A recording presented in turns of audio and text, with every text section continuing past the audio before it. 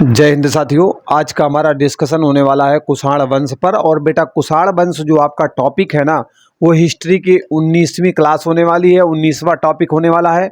और कुषाण वंश के अंतर्गत आने वाले प्रमुख शासक, जैसे कि आप जो है कनिष्क का नाम जानते होंगे, ठीक है, इनके बारे में हम डिटेल डिस्कशन करेंगे। साथ ही साथ में और कौन महत्वपूर्ण शासक होते हैं इस वंश के अंतर्गत, उस पर भी बात करेंगे। इनके द्वारा कौन सा संवत चलाया गया था जिसे भारत सरकार द्वारा स्वीकार किया गया है, उस पर भी बात करेंगे। मुख्य चिकित्सक कौन है जो आपसे परीक्षा में अक्सर पूछा जाता है, ठीक है। दूसरी बात, आपके इस वंश के किस शासक का संबंध कहीं ना कहीं किसी बौद्ध संगीति से है। सभी बिंदुओं पर हम प्रकाश डालेंगे। और प्रकाश कैसा डालेंगे? ठीक ठाक प्रकाश डालेंगे, ठीक है, मतलब टार्च वाला नहीं डालेंगे, हाई फाई, मतलब डिटेल में चलेंगे, एक्चुअली कहने का तात्पर्य है। तो बेटा प्रथम शताब्दी ईस्वी में कुषाणों ने एक बहुत बड़े साम्राज्य की स्थापना कर ली थी, ठीक है। और इनका जो साम्राज्य था उत्तर भारत के अधिकांश क्षेत्रों में देखने को मिलता था और मध्य एशिया के कुछ क्षेत्रों में भी देखने को मिलता था, ठीक है। तो चलिए आप सेशन को कंटिन्यू हम आगे बढ़ाते हैं। तो बेटा अगर हम बात करें पहली शताब्दी की, पहली शताब्दी, ठीक है, ईसा पूर्व की बात नहीं कर रहे हम, पहली शताब्दी की बात कर रहे हैं।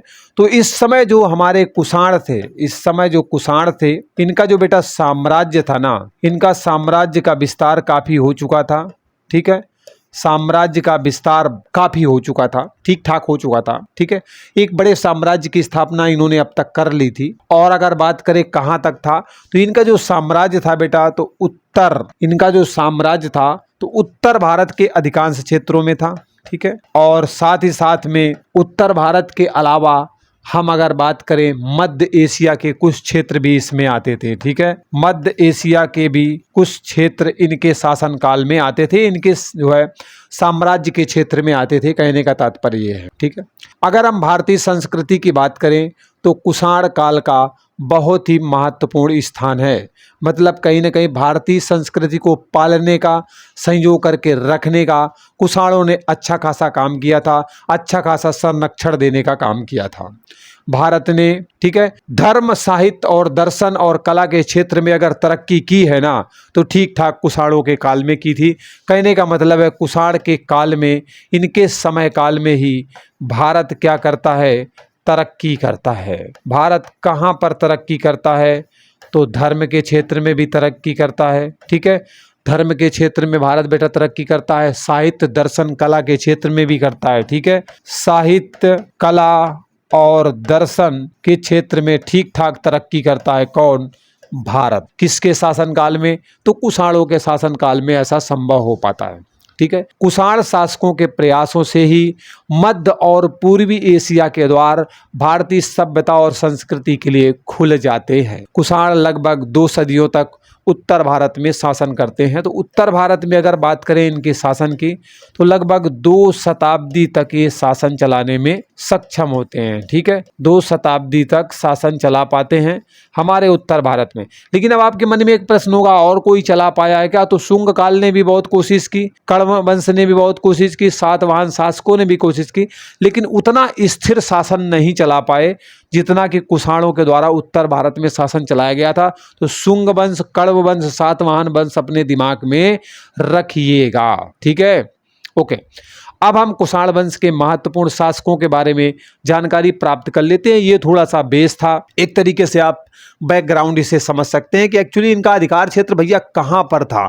तो वो मैंने आपके सामने रख दिया है, एक थोड़ी सी इमेज बन गई होगी आपके दिमाग में, ठीक है। तो अब हम एक एक करके जो है शासक पर बात करते हैं। बेटा पहला शासक यहाँ पर हम देखते हैं, और इनका नाम क्या है? इनका नाम है कुजुल कड़फिसस। क्या नाम है बेटा?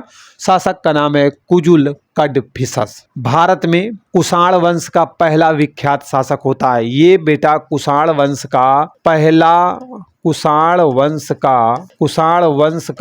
पहला, ठीक है, पहला प्रसिद्ध शासक होता है, विख्यात शासक होता है, पहला विख्यात शासक होता है, ठीक है। पहला विख्यात शासक कौन होता है बेटा? तो इसका सही आंसर निकल कर आएगा कुडुल नहीं, कुजुल, ओके, जा से जहाज, ओके, कुजुल कड़फिसेस होता है, ठीक है। जब यह अपना शासन शुरू करता है तो काबुल घाटी में यूनानी थे, कहाँ पर थे बेटा? काबुल घाटी में। जब कुजुल कड़फिसेस के द्वारा शासन शुरू किया जाता है तो एक काबुल घाटी थी, ठीक है, काबुल घाटी। और यहाँ पर काबुल घाटी में एक्चुअली क्या था, घा से घड़ी है, ठीक है, घा से घड़ी है। काबुल घाटी में यूनानी थे। कौन थे? यूनानी थे, ठीक है। तो इनको हराने का काम कौन करता है? तो बेटा यही आपका कुजुल कड़फिसेस करता है और अपने अधिकार क्षेत्र को वहां तक भी बढ़ा लेता है। इसके बाद जो पहलव थे ना, पहलव मतलब आपके कुजुल कड़फिसेस के द्वारा पहलवों को भी क्या किया जाता है? परास्त करने का काम किया जाता है, हराने का काम किया जाता है। और इनका जो पहलवों का जो क्षेत्र था, एक्चुअली किस क्षेत्र में शासन करते थे? तो गांधार और दक्षिण अफगानिस्तान का क्षेत्र था। मतलब ये जो क्षेत्र था ना, ये गांधार और दक्षिण अफगानिस्तान का क्षेत्र था, ठीक है, अफगानिस्तान का क्षेत्र। इसे भी क्या करते हैं? अपने साम्राज्य में मिलाने का काम कौन करता है? कुजुल कड़फिसेस करता है। Is that clear?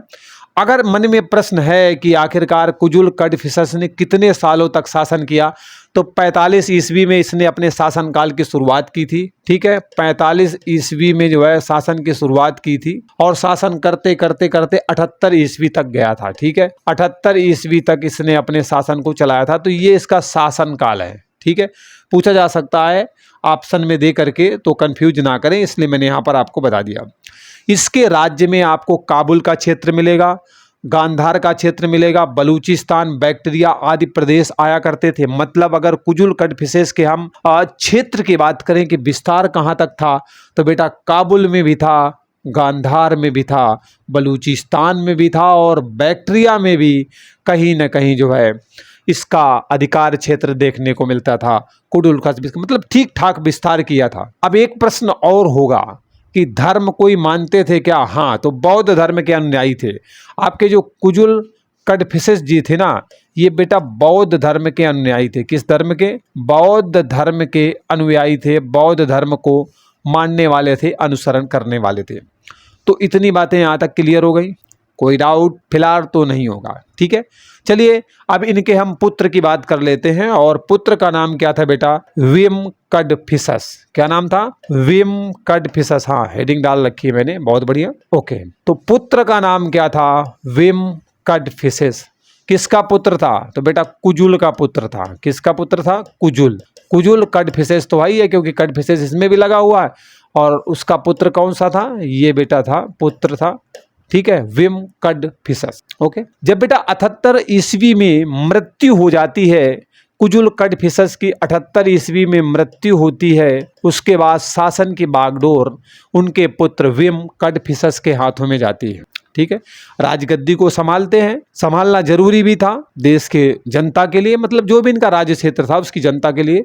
इसने अपने साम्राज्य का विस्तार करते हुए पता है पंजाब, कश्मीर, सिंध, उत्तर प्रदेश के कुछ भागों तक पहुंचा दिया था। मतलब इसने अपने क्षेत्र का ठीक ठाक क्या किया? विस्तार किया। और अपने क्षेत्र का विस्तार करते करते ना पंजाब के क्षेत्र तक उसे ले गया। अपने क्षेत्र का विस्तार करते करते पंजाब क्षेत्र तक ले गया, या उसके बाद वहां से आगे कश्मीर क्षेत्र तक भी ले गया, ठीक है। पंजाब तक भी अपने अधिकार क्षेत्र को बढ़ाया, कश्मीर तक भी बढ़ाया, उधर के बाद सिंध से घूमते घूमते उत्तर प्रदेश तक भी आया। मतलब सिंध क्षेत्र पर भी अपना अधिकार किया और यूपी, उत्तर प्रदेश के कुछ क्षेत्रों पर जो है अपना अधिकार जमा लिया था। तो समझ सकते हो, ठीक ठाक विस्तार कर दिया भैया, अपने साम्राज्य का हिस्सा बना लिया। इस शासक के द्वारा देवपुत्र और सम्राटों का सम्राट जैसी उपाधि धारण की जाती है। तो विम कड़फिसेस एक्चुअली उपाधि कौन कौन सी धारण करता है? उपाधि, ठीक है। तो इसके द्वारा बेटा उपाधि धारण की जाती है एक सम्राटों का सम्राट। क्या बात है, सम्राटों का सम्राट। एक तो ये उपाधि धारण की गई किसके द्वारा? विम कड़फिसेस के द्वारा। देवपुत्र की भी उपाधि इन्होंने धारण की थी। कौन सी उपाधि बेटा? देवपुत्र की उपाधि भी धारण की जाती है आपके विम कड़फिसेस के द्वारा, ठीक है। इनके द्वारा सिक्के भी चलाए जाते हैं और इससे जानकारी यह प्राप्त होती है कि जो आप विम कड़फिसेस थे ना, वो एक्चुअली शैव धर्म को मानते थे, ठीक है। तो किस धर्म को मानते थे? तो इनका बेटा जो धर्म था ना, वो बेटा शैव धर्म था, ठीक है। कौन सा धर्म था? शैव धर्म को मानते थे विम कड़फिसेस। ओके, इनका जो शासन काल है ना, वो इनके पिता की मृत्यु 78 ईस्वी में हो जाती है, तो वहां से लेकर 110 ईस्वी तक चलता है। तो चलिए 78 ईस्वी में इनका शासन काल शुरू होता है और 110 ईस्वी तक इनका शासन काल चलता है। ठीक है, ये प्रश्न अगर पूछा जाए तो आप गलती ना करो, इसलिए मैं सभी पॉइंट को आपके साथ इंक्लूड करने की कोशिश करता हूं, क्योंकि एग्जामिनर बड़ा चतुर हो गया है और प्रश्नों को ऐसा फंसाता है, ऐसा जाल बुनता है ना कि आपको बिल्कुल मक्खी की तरीके मकड़ी के जाले में फंसा देता है और बड़ा मुश्किल होता है निकलना कि ये वाला सही है कि ये वाला सही है कि ये वाला सही है। तो उन समस्याओं में आप ना फंसें, इसलिए मेरा प्रयास रहता है कि मैं सारी बातों को जो है ओपन करके आपके सामने रख दूं, क्योंकि आप मेरे परिवार का सदस्य हैं या फिर आगे आने वाले समय में बनने वाले हैं। तो मेरी नैतिक जिम्मेदारी है कि मैं आपको जो इन्फॉर्मेशन दूं वो आपके लिए हेल्पफुल हो और परीक्षा में वहाँ से प्रश्न एक्चुअली बने। ठीक है, चलिए यहाँ तक सारी बातें क्लियर हो गई होंगी। बंदे की मेहनत अगर पसंद आ रही हो तो वीडियो को लाइक कर दीजिएगा, और अगर पहली बार चैनल पर विजिट किए हैं तो सब्सक्राइब करना बिल्कुल ना भूलिएगा। ठीक है, चलिए कनिष्क के बारे में जानते हैं। बहुत महत्वपूर्ण है भाई कनिष्क के बारे में जानना, क्योंकि बहुत सारी बातें यहाँ से निकल करके आएंगी जो आपके परीक्षा में सच में प्रश्न बना करके आएंगी। कनिष्क कुषाण वंश का सबसे प्रतापी राजा होता है। तो पहला पॉइंट तो यही निकल के आया, सबसे प्रतापी राजा। ठीक है, कौन सा? सबसे प्रतापी राजा। हालांकि पहले प्रतापी राजा आप जानते हो कि कुजुल कड़फिसेस थे, लेकिन सबसे प्रतापी आपके कुषाण वंश के कौन थे? तो वो कनिष्क थे। पहला आंसर देखो मिल गया आपको। ठीक है ओके सॉरी। इनके शासनकाल में कुषाण साम्राज्य का बहुत विस्तार होता है और महानतम शासकों में से एक होते हैं। भैया जाहिर सी बात, सबसे प्रतापी है तो महानतम शासक हो गए। ठीक है, सुपरलेटिव डिग्री हो गई। इनके द्वारा 78 ईस्वी में शक संवत चलाया जाता है। बेटा कनिष्क के द्वारा ना 78 ईस्वी में क्या चलाया जाता है? शक संवत चलाया जाता है। ठीक है, शक संवत चलाया जाता है। किसके द्वारा? कनिष्क के द्वारा, इसलिए बहुत महत्वपूर्ण है शक संवत।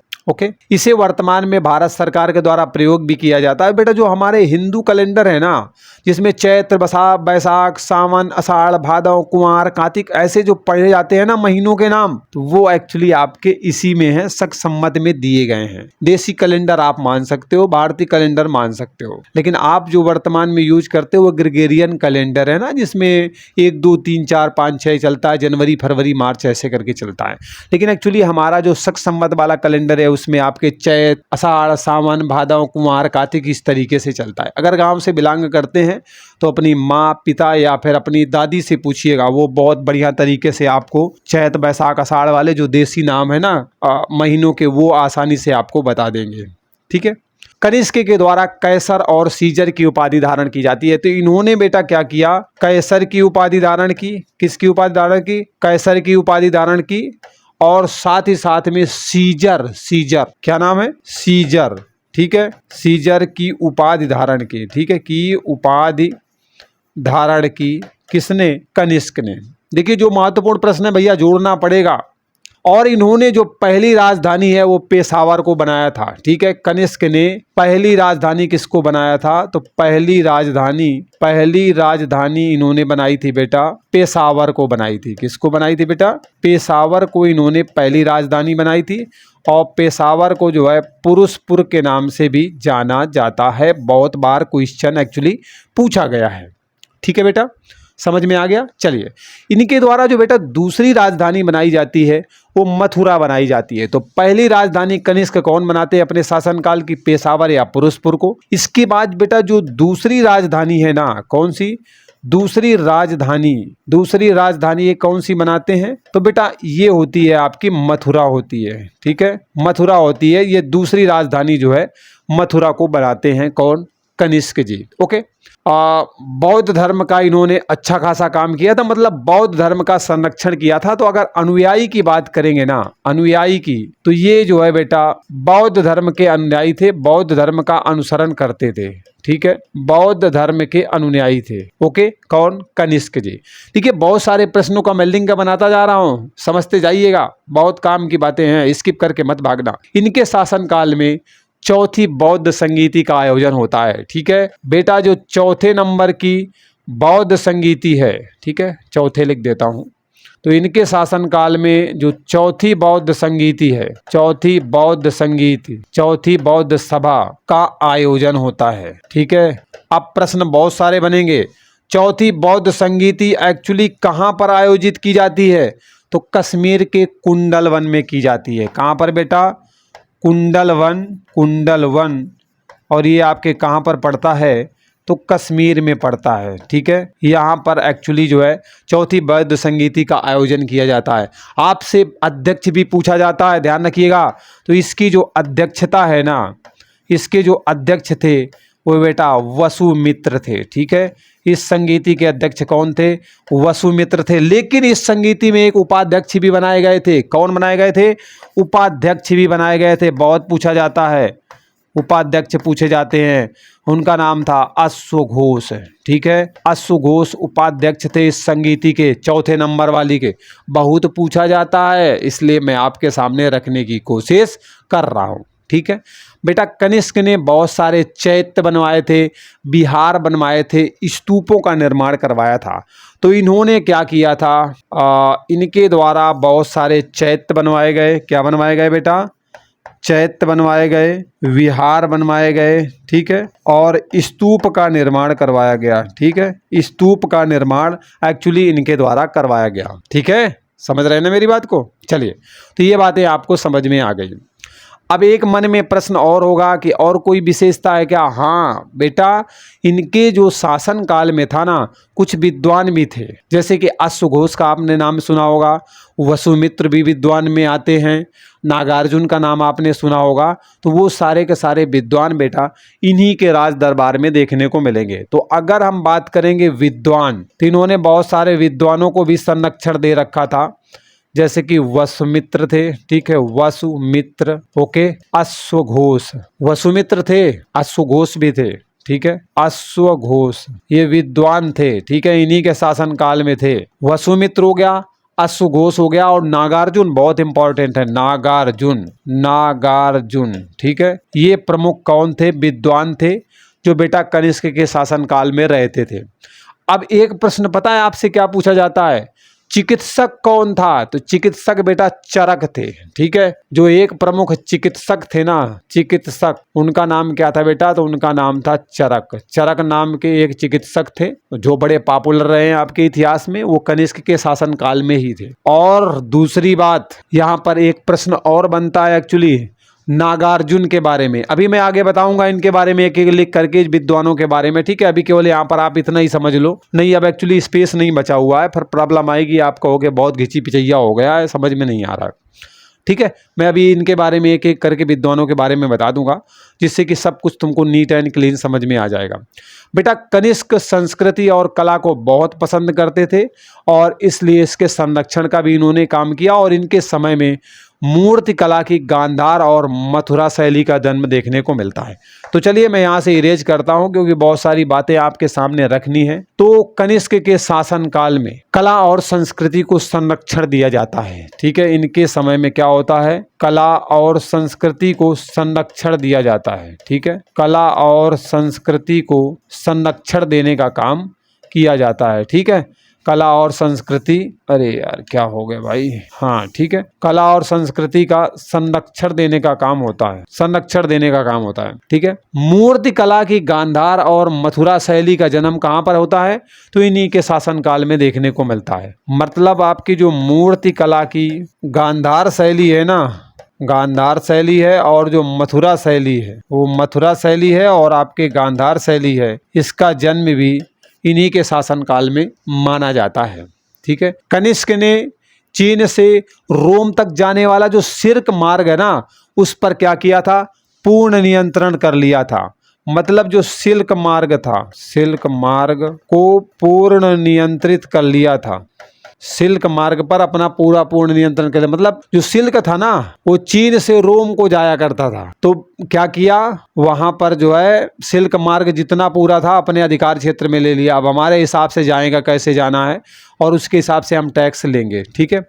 कनिष्क को बेटा द्वितीय अशोक भी कहा जाता है, बहुत पूछा जाता है। कनिष्क को जो है द्वितीय अशोक के नाम से भी जाना जाता है, ठीक है। द्वितीय अशोक किसे कहा जाता है, तो कनिष्क को बोला जाता है। बहुत बार प्रश्न एक्चुअली परीक्षा में पूछा गया है, ठीक है। कनिष्क के द्वारा जारी किए गए तांबे के सिक्के पर बलि देते हुए भी दिखाया गया। मतलब एक तांबे का सिक्का मिला हुआ है, तांबे का सिक्का मिला है और उसमें जो है बलि देते हुए दिखाए गए हैं, ठीक है। तांबे के सिक्के में जो है, तांबे के सिक्के में बलि देते हुए दर्शाए गए हैं, ठीक है। बलि देते हुए दर्शाए गए हैं कनिष्क। ओके, चलो अब हम कनिष्क के दरबार में जो कुछ विद्वान थे, जो मैंने अभी कुछ देर पहले आपको अवगत कराया था, चाहे अश्वघोष की बात हो, वसुमित्र की बात हो, नागार्जुन की बात हो, इनके बारे में थोड़ा सा जान लेते हैं क्योंकि बहुत महत्वपूर्ण है भैया, यहाँ से भी पूछा जाता है।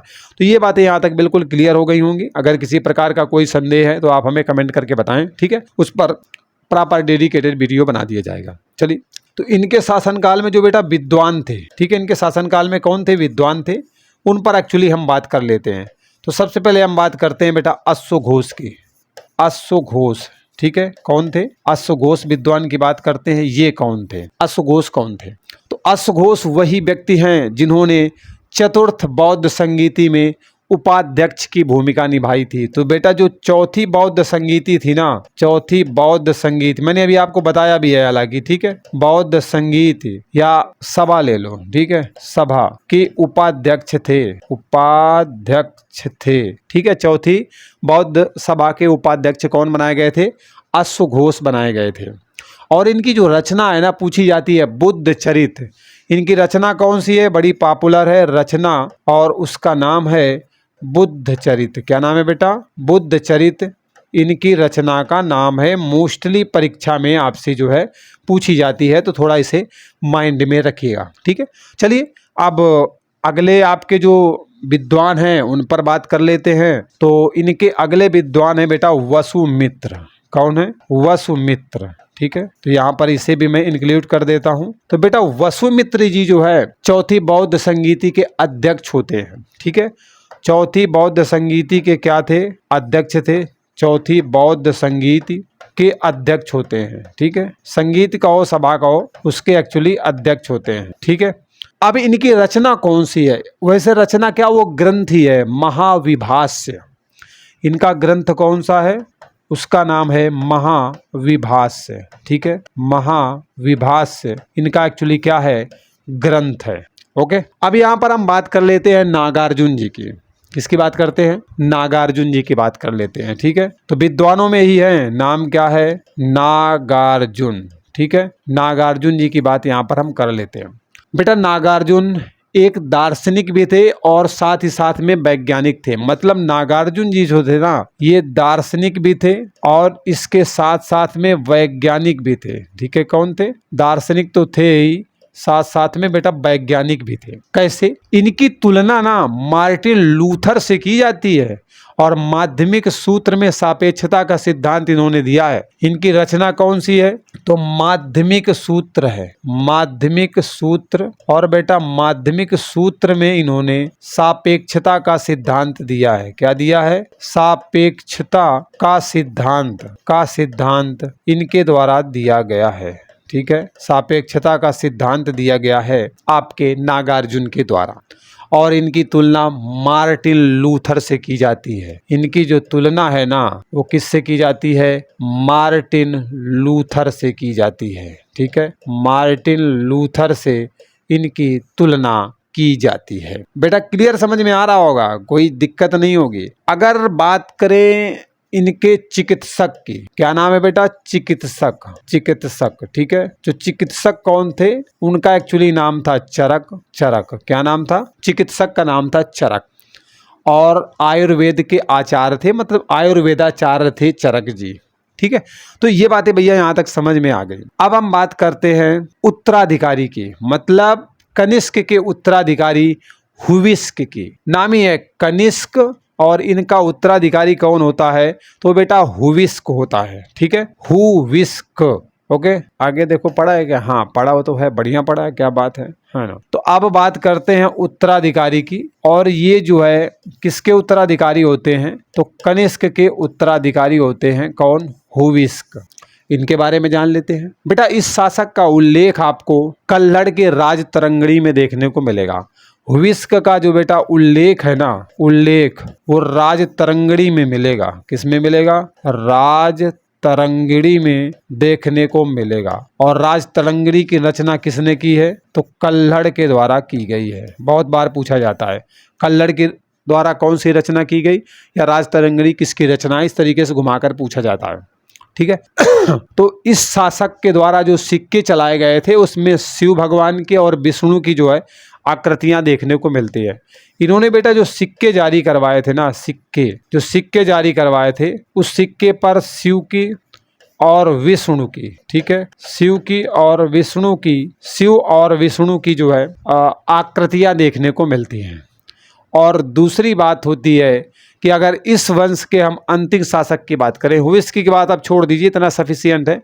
अगर हम कुषाण वंश के अंतिम शासक की बात करें, कुषाण वंश का अंतिम शासक कौन था? तो अंतिम शासक था कुषाण वंश का अंतिम शासक, तो इसका आंसर है वासुदेव। क्या नाम था? वासुदेव। ठीक है, वासुदेव अंतिम शासक था कुषाण वंश का।